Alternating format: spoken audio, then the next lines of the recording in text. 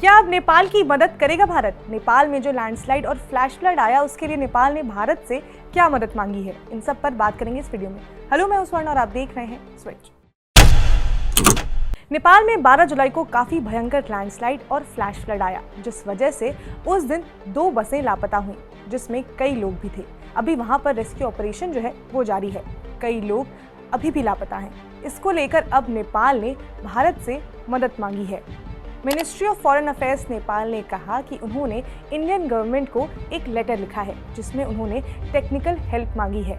ऐसी एक घटना जब पिछले साल हुई थी, उस समय नेपाल ने बांग्लादेश से मदद मांगी थी। नेपाल की त्रिशूली नदी में 12 जुलाई को 2 बसें लैंडस्लाइड की वजह से लापता हो गई थी। उन लोगों को ढूंढने के लिए अब नेपाल सरकार ने भारत सरकार से मदद मांगी है। उनमें से 10 से ज्यादा लोगों की बॉडी जो है वो ढूंढी जा चुकी है, लेकिन अभी भी कई लोग लापता हैं। तो अब नेपाल में हुआ क्या है ये भी बता देते हैं। तो नेपाल में पिछले कुछ दिनों से भारी बारिश हो रही है, जिस वजह से कई इलाकों में लैंडस्लाइड और फ्लैश फ्लड जैसी घटनाएं भी देखने को मिल रही है। अब ये दोनों होती क्या है वो भी आपको बता देते हैं।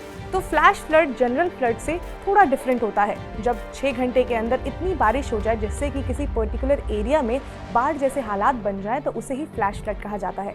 फ्लैश फ्लड हमेशा जो है वो छोटे इलाकों में आता है, और ये फ्लैश फ्लड की घटनाएं जो है वो छोटी नदियों में ज़्यादा देखने को मिलती हैं, और इससे प्रभावित भी जो है वो कम इलाके होते हैं, लेकिन ये कई बार डेंजरस भी हो सकते हैं। वहीं लैंडस्लाइड जो है वो जब कभी पहाड़ी इलाकों में काफ़ी पत्थर एक साथ कई कारणों की वजह से नीचे की तरफ आ जाते हैं, तो उसे लैंडस्लाइड कहा जाता है। तो नेपाल में बीते कुछ दिनों से ऐसी प्राकृतिक आपदाएं काफ़ी ज़्यादा देखने को मिल रही हैं। करीब हर साल ही नेपाल किसी न किसी तरह के आपदा से जूझता है। पिछले साल भी वहाँ पर ऐसे ही हालात बने थे, जब नेपाल ने बांग्लादेश से मदद मांगी थी, और इस बार नेपाल ने रेस्क्यू ऑपरेशन के लिए भारत से टेक्निकल हेल्प मांगी है। अब अगर भारत और नेपाल की बात करें तो समय समय पर भारत ने नेपाल की ऐसी सिचुएशन में मदद की है। इसका सबसे बड़ा उदाहरण जो है वो 2015 का है, जब नेपाल में भयंकर भूकंप आया, जिसने पूरे देश में काफ़ी तबाही मचाई थी, जिसमें कई लोगों की जान भी चली गई थी और करोड़ों का नुकसान हुआ था। उस समय भारत ऐसा देश था जिसने नेपाल की काफ़ी ज़्यादा मदद की थी।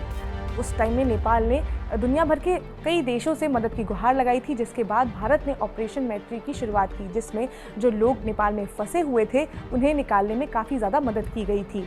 इस ऑपरेशन में भारत ने नेपाल की आर्थिक मदद भी की थी। इस ऑपरेशन में इंडियन आर्मी से लेकर नेशनल डिजास्टर रिएक्शन फोर्स यानी कि NDRF सब ने मिलकर काफ़ी ज़्यादा मदद की थी। हालांकि भारत और नेपाल के जो संबंध हैं वो 2015 के बाद से उतने बेहतर नहीं रहे हैं। भारत के प्रधानमंत्री नरेंद्र मोदी और नेपाल के प्रधानमंत्री KP ओली के बीच का जो डिप्लोमेटिक रिलेशन है वो कई बार चर्चा का विषय रहा है। लेकिन इन सब के बावजूद भी जब कभी भी नेपाल ने भारत से मदद की गुहार लगाई है, तो करीब हर बार भारत ने नेपाल की मदद की है। इसके अलावा 2023 में भी नेपाल में बहुत भयंकर भूकंप आया था, तब भी इंडिया ने नेपाल की आर्थिक और रिलीफ काम में भी कई मदद की थी। अब एक बार फिर से नेपाल ने भारत से रेस्क्यू ऑपरेशन के तहत लापता लोगों को ढूंढने के लिए टेक्निकल मदद मांगी है। तो अब देखना इस मामले में जो भी अपडेट आएगा हम आप तक पहुंचाते रहेंगे। आप जुड़े रहिए स्विच के साथ। इसके साथ अगर आपको वीडियो पसंद आई हो तो लाइक करें, शेयर करें, सब्सक्राइब करें स्विच को।